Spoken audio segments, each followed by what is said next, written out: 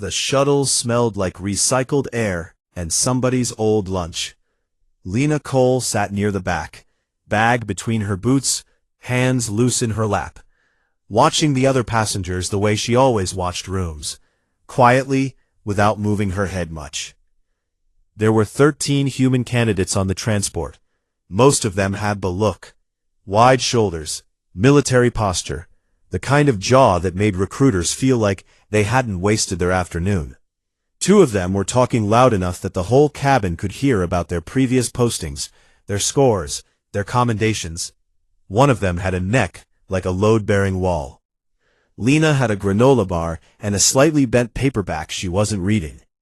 The shuttle docked at Outrider Station at 0640, and the candidates filed out into a processing bay that was large enough to park 4 city buses inside, with room left over for arguments. The lights were the color of something that had once been warm and forgotten about it.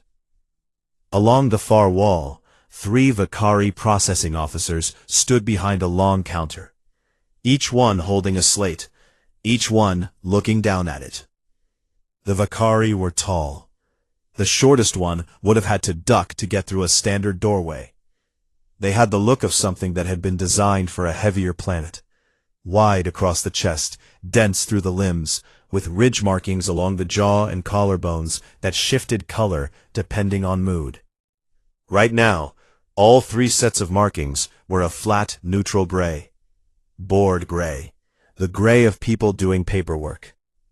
The human candidates lined up. The processing officers called names, checked credentials, handed over assignment slates. They did not look up from their own slates. Not once. Not for the big-necked guy with the commendations. Not for the woman 2 spots ahead of Lena, who had the posture of someone who had once told a superior officer to go sit on a rocket. Lena reached the counter. The processing officer looked up. He looked at her the way people sometimes looked at a forecast that didn't match the weather outside. A brief recalibration. Then he looked back down, checked her name against his list, and handed her a slate without a word. His ridge markings did not change color. Lena took the slate and moved on. She found her bunk in Corridor 7. It was a standard 2-person assignment. Her bunkmate was already there, sitting on the lower bunk with his bag open and what appeared to be an unreasonable number of energy bars spread across the mattress, like he was laying out a tactical spread. "Danny Rourke," he said, and stuck out a hand. "Lena Cole." "Ohio," he said, like he'd identified a species. "Yeah. You?" "Outside Caldwell." He nodded like this meant something to him, even though it probably didn't. He had an open face, the kind that told you everything he was thinking before he'd finished thinking it. He was going to be fine here, she thought. He had the kind of warmth that made alien species feel like they were translating correctly. She took the upper bunk, stowed her bag, and lay on her back staring at the ceiling. Danny kept talking. She let the words go past her like water around a stone and started mapping the facility from memory. The processing bay, the 2 corridors she'd walked, the split she'd noticed toward what the transit signs called the evaluation complex. Ceiling height in the main corridors was about 4 meters. The evaluation arena, based on the facility schematic in the candidate packet, was 6. Good. She'd need the room. The equipment bay was 1 floor down, accessible by a lift or a stairwell that smelled like machine oil. Lena took the stairs. She went through the bay systematically, collected her gear, checked each item, signed the receipt forms, stowed everything into her issued kit bag. She was doing the sight alignment check on her sidearm when the shadow fell across the bench. She didn't look up right away. She finished the check first. Corporal Vay Haas was standing on the other side of the equipment bench. He was one of the Vakari candidate-ranked soldiers, not command, not processing, but clearly comfortable in the space, the way that someone is comfortable when they've been somewhere long enough to consider it theirs. He was looking at her sidearm, then he reached over, picked it up between 2 fingers, holding it the way you'd hold a wet receipt you didn't want to touch, and set it back down on the bench with a small, precise click. His ridge markings pulsed gold. Lena looked at the weapon, then she looked at him. His expression was not hostile. It was the expression of someone watching a child attempt something that had a correct version they hadn't reached yet. She picked the sidearm back up, finished the alignment check, and holstered it.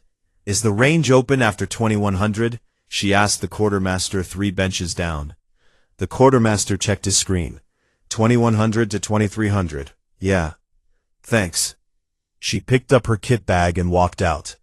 From the doorway at the far end of the equipment bay, Owen Carver watched her go. He was the fleet liaison, human, administrative, unremarkable in every way that mattered on the surface. He had a slate in his hand.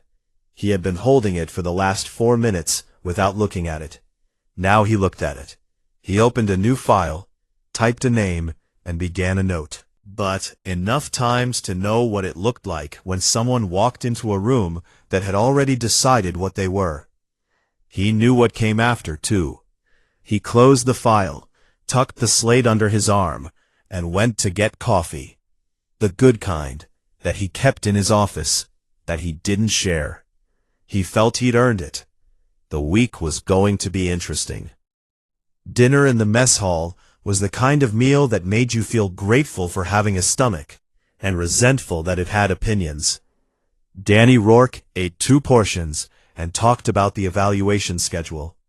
Several of the other human candidates sat together at one table, close enough to feel like a unit, far enough from the Vicari candidates to feel like a policy.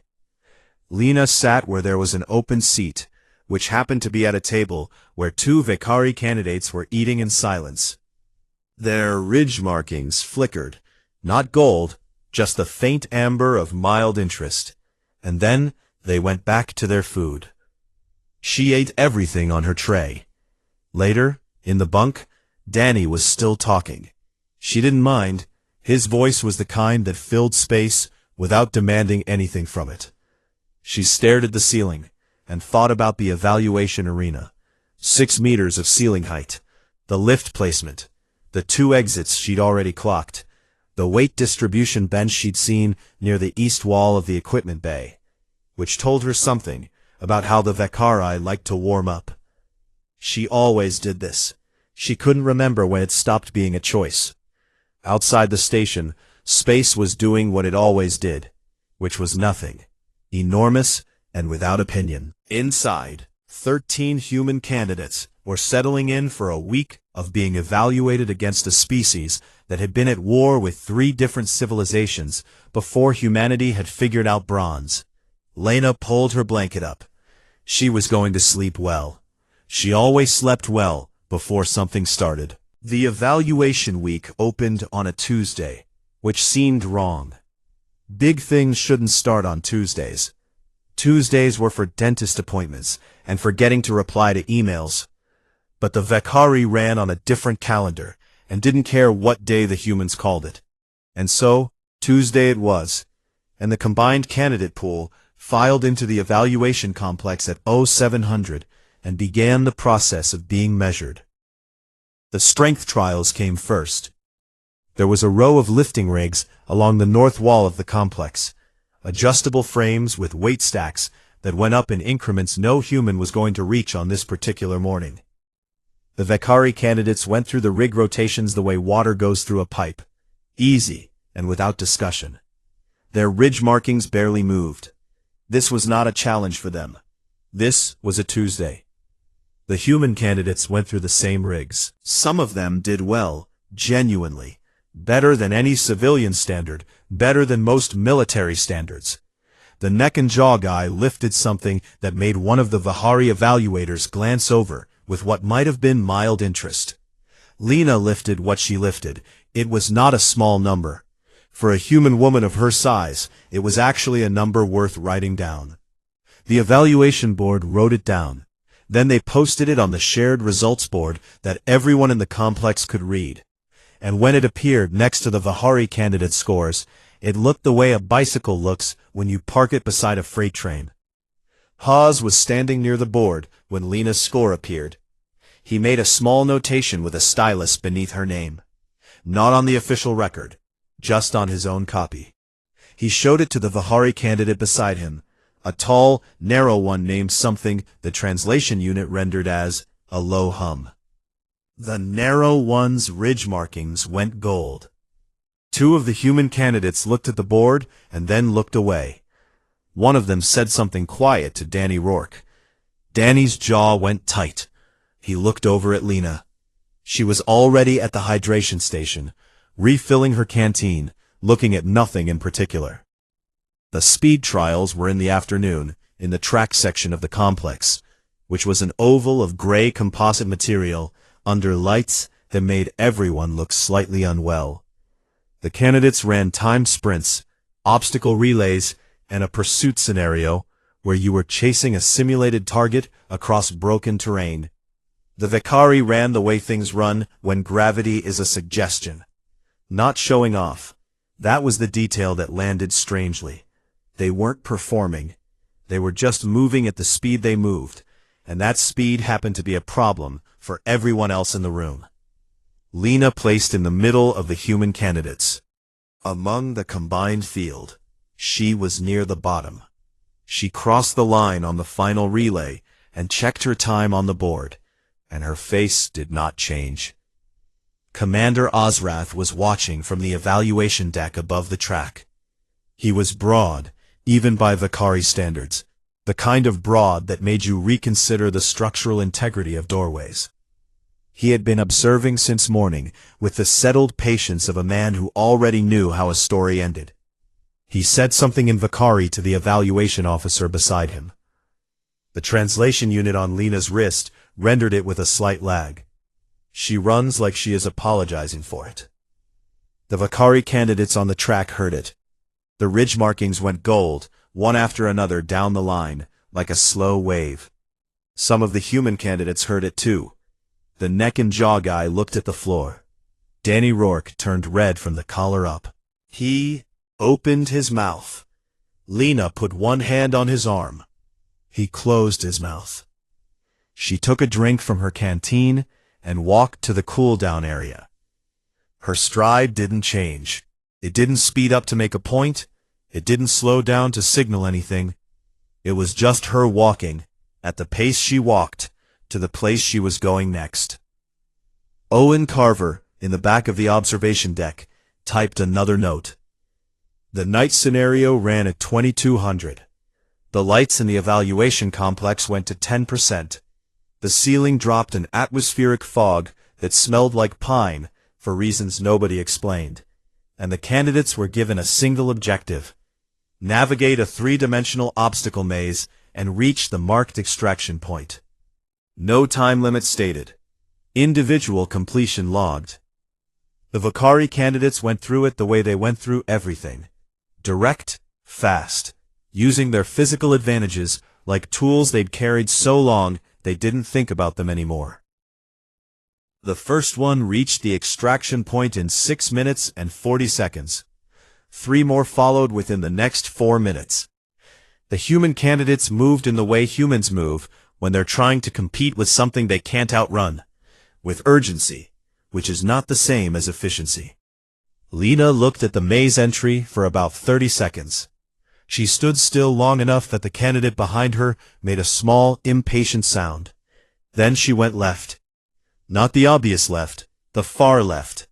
A route that ran along the outer edge of the maze structure, through a low-ceiling passage that a Vicari couldn't have used without going to their hands and knees. Past a section of the obstacle course that had been staged as impassable, and was impassable if you were trying to go through it rather than under it. She reached the extraction point 11 minutes after the first Vicari. Not first, not second, not even close to either. The evaluation board recorded her route in the debrief. A dotted line on the map display, tracing her path, which looked nothing like anyone else's path. It looked like someone had dropped a piece of string and let it settle where it wanted. Nobody commented on it out loud. Owen Carver looked at it for a long time. The following morning, Haas found Lena outside the mess hall.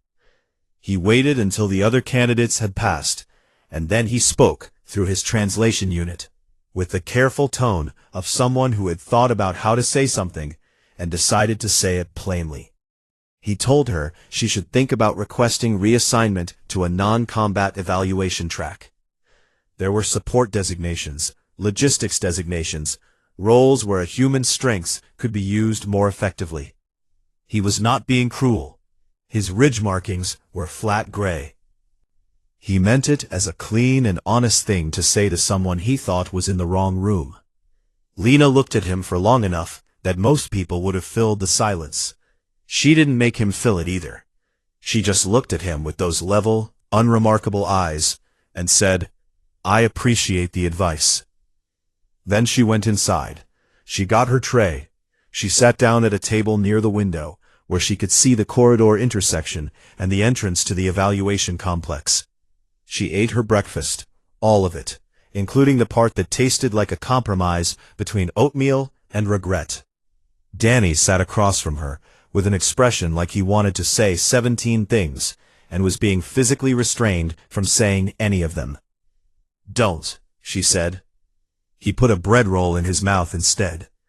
Outside, through the window, 2 Vakari candidates were crossing the courtyard toward the complex. Their ridge markings were bright gold in the morning light, pulsing with the easy, uncomplicated warmth of people who were exactly where they expected to be, doing exactly what they expected to do, with no reason to believe the week held any surprises. Lena watched them for a moment. She picked up her fork. She finished her food. The sparring evaluation was on day 5, and the evaluation complex smelled like floor polish and anticipation. Both scents were equally unpleasant. The candidates filed in at 0800. The arena floor was a wide circle of gray composite material, slightly textured, the kind of surface designed to let you fall on it repeatedly without leaving evidence. The ceiling was 6 meters up. The lights were bright and even, no shadows, no excuses. Along the upper observation rail, command staff had gathered in a way that looked casual and wasn't. Commander Ozrath stood at the center of the rail, wide arms folded, ridge markings at resting gold. Commander Tail was to his left, taller and narrower, with the still quality of something that moved fast when it wanted to. Commander Drev Saul, the senior evaluator, stood slightly apart from both of them, with a slate he wasn't looking at. Owen Carver was in the back row. He did not look like a man who expected to be surprised, and yet he was watching the floor with the full attention of someone who had paid for a good seat. The sparring format was simple. Candidates were paired by the evaluation board for standard bouts, assessed on form, adaptability, and outcome. At the end of the paired rotation, there was an open challenge period. Any candidate could request a bout against any other candidate, or by tradition, against a command rank observer. The tradition existed because it never happened.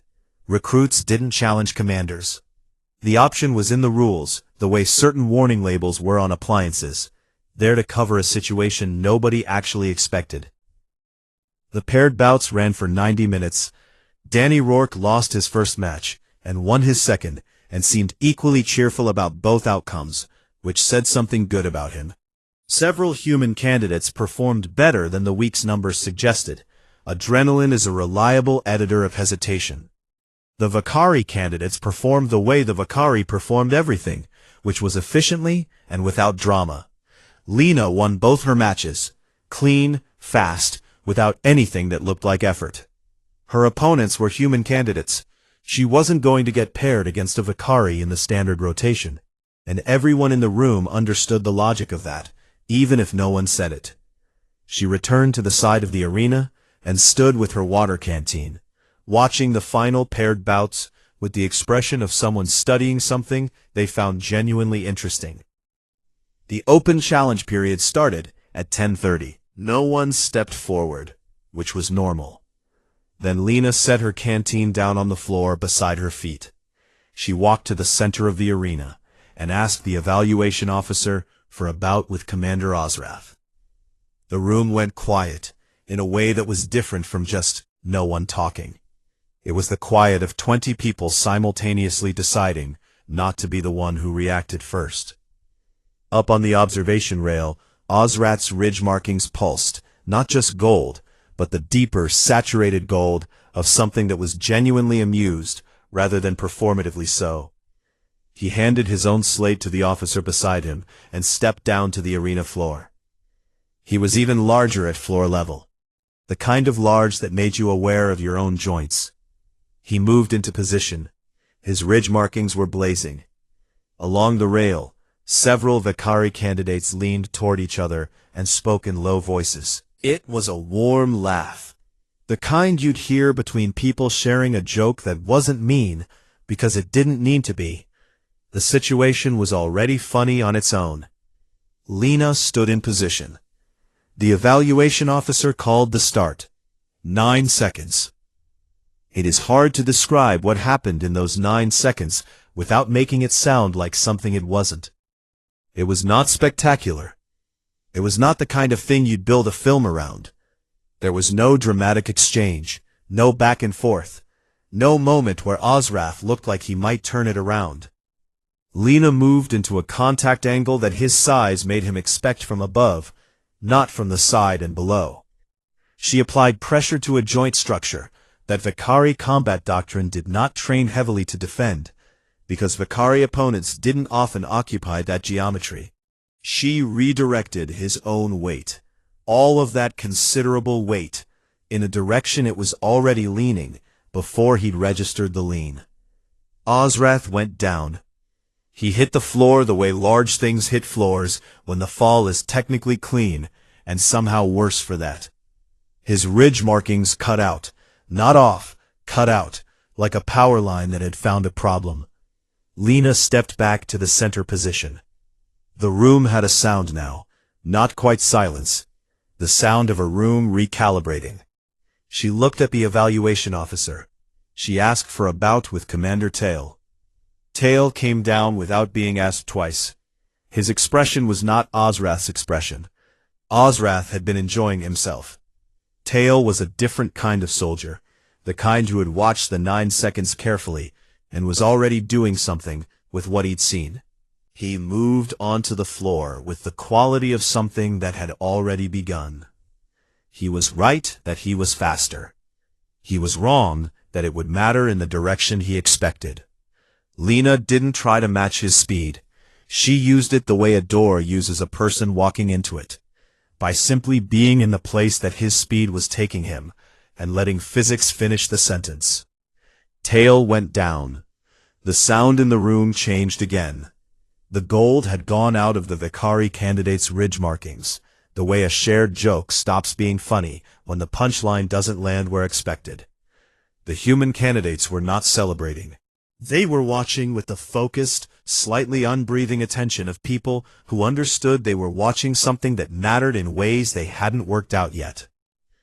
Danny Rourke had both hands pressed flat against his own thighs, like he was physically keeping himself still. Commander Drev Sol stepped off the observation rail and walked to the arena floor himself. He had not been asked. He moved like a man who had stopped waiting to be asked.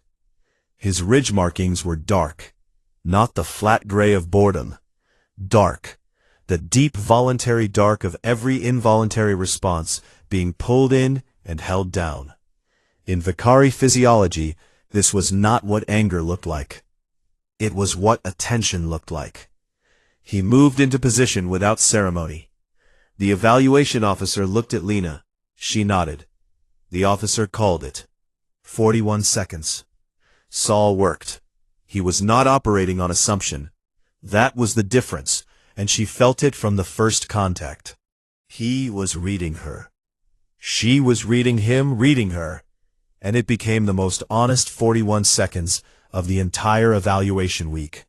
2 people in a 6-meter ceiling room, working at the actual top of what they had, without performance, without theater, just the problem of it. He went down. Lena stepped back. She was breathing harder now, the first visible effort she had shown since arriving at Outrider Station. Real breathing, with some work in it. She walked to where she had set her canteen on the floor before the first bout. She picked it up, she drank from it, and looked at nothing in particular, while her breathing settled. The arena was quiet.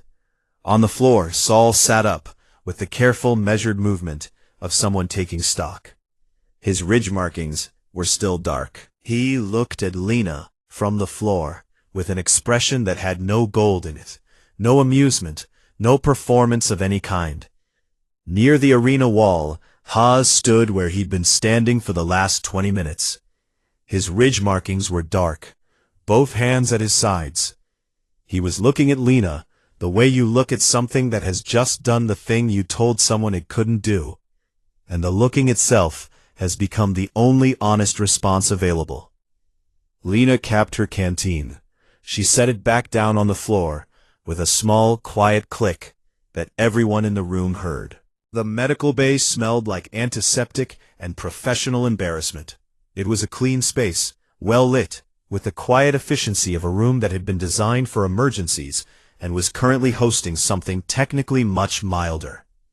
3 Vicari commanders sat on examination tables, while the medical officer moved between them with a scanner, checking joints and bone density and the structural integrity of things that had recently been introduced to the floor. No serious injuries.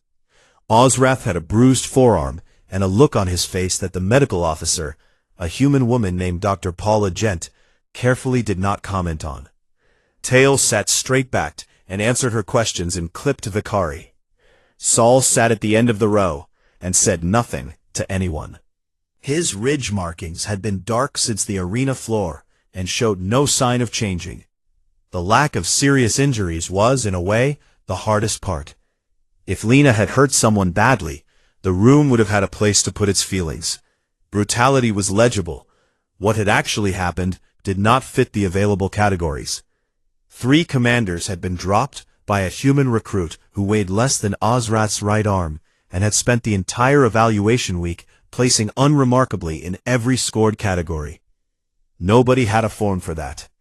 Dr. Gent finished her assessments, issued 2 anti-inflammatory patches and 1 recommendation for rest, and left the room with the brisk efficiency of someone who understood that her job had ended and the more complicated part had not yet been decided.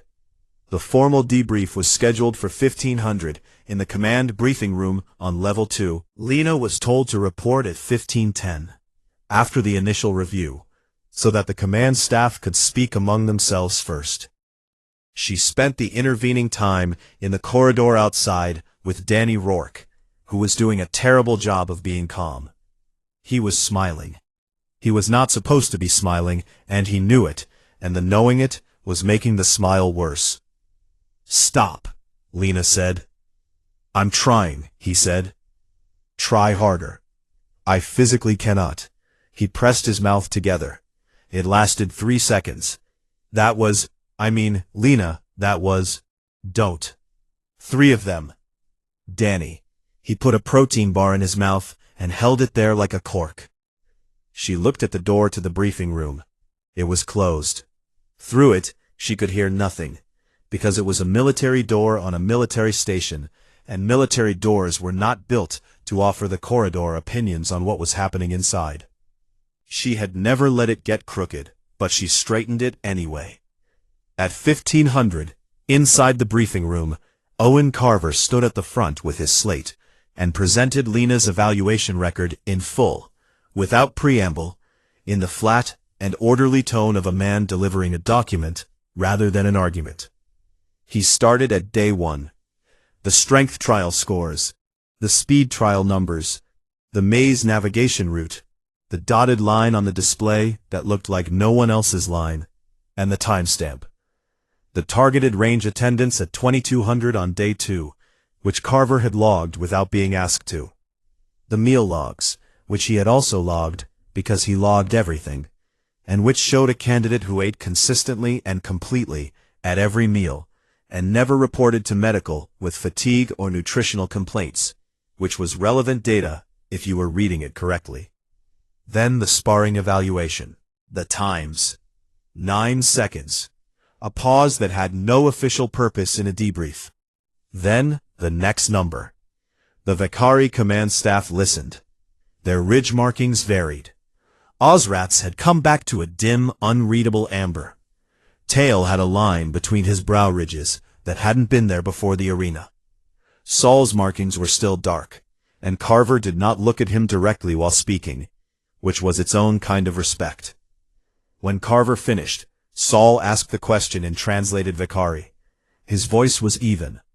He asked why Human Command had not disclosed this candidate's combat classification prior to the joint evaluation. Carver said, "We did. It's in the intake documentation. Section 4, subsection 9. She's listed as a close-quarters specialist with a search and rescue primary designation." The room was quiet. Tail said, "Section 4. Subsection 9, Carver confirmed. Nobody had read Section 4, subsection 9. Section 4 of the joint intake documentation was 11 pages long, formatted in the collaborative style that resulted when two bureaucracies tried to produce one document. And subsection 9 began on page 8 in a font that had been a point of minor dispute between the coalition and the hegemony for 3 years. Most people read as far as the scheduling tables on page 3 and called it sufficient. Ozrath looked at the table. He was not a man who showed things easily. The table got the full weight of whatever he was not showing. Carver waited. Saul spoke again. He asked why no human liaison had drawn attention to subsection 9 prior to the sparring evaluation. Specifically, Carver said, "It was in the documentation." Saul looked at him. Carver looked back. It was a short exchange, and it carried the entire conversation that neither of them was having out loud. About what it means to give someone information they've decided not to find, and whose responsibility that is, and what it says about the room that the information was missed. Carver did not say any of this. He held his slate and waited to be dismissed. Outside the room, Danny had finished his protein bar and was starting a second one. Lena was standing with her back against the wall and her arms crossed. Not in the defensive way, just in the way of someone who found it comfortable. "What do you think they're saying?" Danny asked. "What they have to say." "Are you worried?" She thought about it. "No." "You're a very strange person, Lena." "Thanks." That was a compliment. At 15:10 the door opened, and Lena was asked inside. She went in, stood at the position that was neither attention nor ease, but the middle place that said she was there because she chose to be. She looked at the command staff. The command staff looked at her. Saul looked at her the way he had looked at her from the arena floor, with the ridge markings dark, and the full weight of his attention present and unperformed. He asked her one question. "Why did you not simply tell us what you were?" Lena looked at him for a moment. Not a long moment. Just enough to make sure she'd heard it clearly. "I thought Section 4, subsection 9 was pretty clear," she said. Saul looked at her for 3 full seconds. His ridge markings came back on. Just briefly. Not gold. Something else. Something that moved through the spectrum too fast to name, before it settled back to neutral. Something the translation units didn't have a word for, and would have struggled to describe even if they did. Carver, standing at the side of the room, looked at the ceiling for a moment. Then he looked at his slate. Then he left the room with the quiet efficiency of a man who had exactly the coffee he deserved, waiting in his office. The scoreboard updated at 0900 on the final morning, and a small cluster of human candidates gathered around the display screen in the main corridor to look at it. Some of them looked for a while. A couple of them looked at each other afterward with the specific expression that means somebody is doing math they didn't expect. Lena's final composite ranking put her at the top of the human cohort. In the combined field, human and Vakari together, she placed second. Second in the full field, behind only Drev Saul, who had beaten her by 4 points on the theoretical command strategy component at the end of the week, the written portion, the one where knowing the textbook was the entire game. Saul had been in the Vekhari hegemony military for 22 years.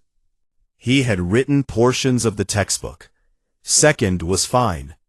Danny Rourke read the board and then turned around looking for her, because he needed to have feelings at someone, and she was the obvious candidate. She was already at the far end of the corridor, walking toward the range with her bag over her shoulder. And she either hadn't seen the board yet, or had seen it and filed it and was done with it, which was also possible and probably more likely. He jogged to catch up. "Did you see the scores?" he said. "Yeah," she said. "Second, in the whole field." "I know. In the combined." "Danny."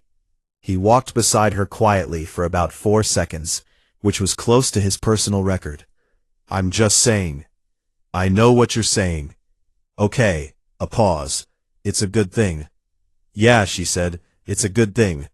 Danny got his posting assignment that afternoon. Second-tier defensive operations on a mid-range monitoring station out past the third belt. It was a solid posting, real work, people who would rely on him, the kind of assignment where being warm and readable was as valuable as anything else you brought to the job. He received it with the uncomplicated happiness of a person who had wanted a thing and received it. He was going to be fine out there.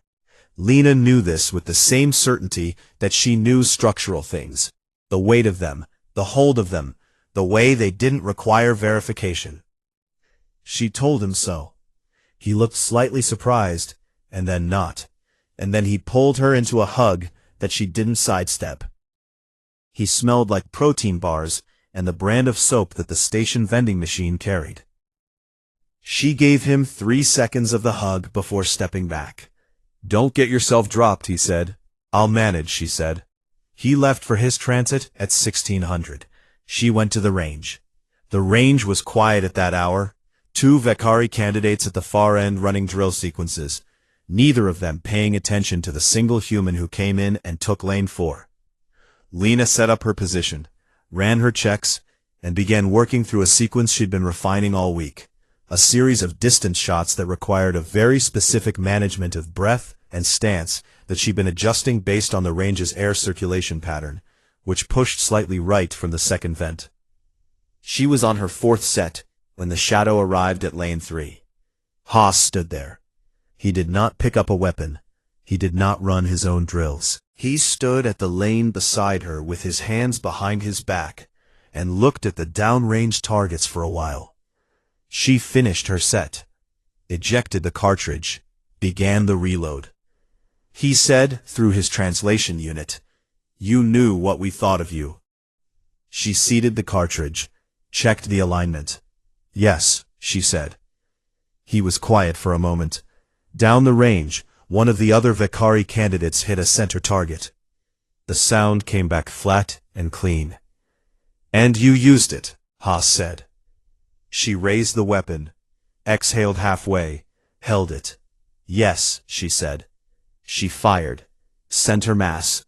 She fired again. Haas stood there for another moment. She didn't look at him. She worked through the rest of the set with the patient, unhurried attention of someone for whom the task in front of them is the only task that currently exists. When she finished the set, she set the weapon down on the lane bench and picked up her water. When she looked over, he was gone. His ridge markings had been dark the whole time.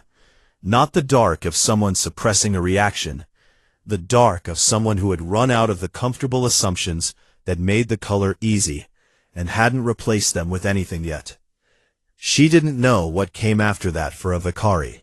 She suspected it was something useful. She hoped it was. Owen Carver found her in the corridor outside the candidate housing block at 17:30, which was 40 minutes before her transit to the new posting. He had a slate in one hand and a folded set of orders in the other, and he had the look of a man who was not going to make a speech about what he was holding. He held out the orders. She took them and read them. Joint Tactical Integration Unit, a forward operations assignment. The kind of posting that required Vakari command sign-off, because the unit operated in joint territory, and the hegemony had final approval on human placements at that level. It was not a posting that came from the standard candidate pipeline. It was the kind of posting that came from someone requesting a specific person for a specific reason. She looked up at Carver. He said, "Sal requested you specifically. He noted that you had an unusual familiarity with suboptimal terrain navigation." She looked at the orders again. "Is that what I did?" she said. "According to his formal notation, yes." Carver picked up his slate, which he had apparently set down at some point without noticing. He also noted your weapons assessment time and your medical bay attendance record for the week, which was 0 visits. "I wasn't injured." "No," Carver said, "you weren't." He tucked the slate under his arm. He looked at her with the expression of someone who had more to say and had decided the place to stop was right before it. "Section 4, subsection 9, he said. "It's a long document." She folded the orders and put them in her inside pocket. "Thanks, Carver." He nodded once and walked away down the corridor with the quiet, purposeful stride of a man who had done what he came to do and had coffee to get back to. The transport to the Joint Tactical Integration Unit left at 1800. She was the only human on it. Across the cabin, 2 Vakari tactical officers were sitting with slates across their laps, reviewing what looked like candidate intake documentation. They glanced at her when she boarded, a brief, calibrating look. Their ridge markings did not change color. She found a seat near the viewport and sat with her bag between her feet. The Vakari officers went back to their documents. She could see from the angle that they were on the early pages, the scheduling tables, the formation charts, the easy front end of the packet, the part everyone read. She looked out the viewport. The station fell away behind the transport, and then there was just space, an enormous, unhurried dark that had been there before the station and would be there long after, and had no opinion about either. Some people found this unsettling. The scale of it, the way it made everything feel thin and small and provisional. Lena had always found it the opposite. She rested her head back against the seat. Whatever came next was out there somewhere in all that dark. A new room, new people, new assumptions walking around in new corridors, waiting to be used. She closed her eyes. She was going to sleep well. She always slept well before something started.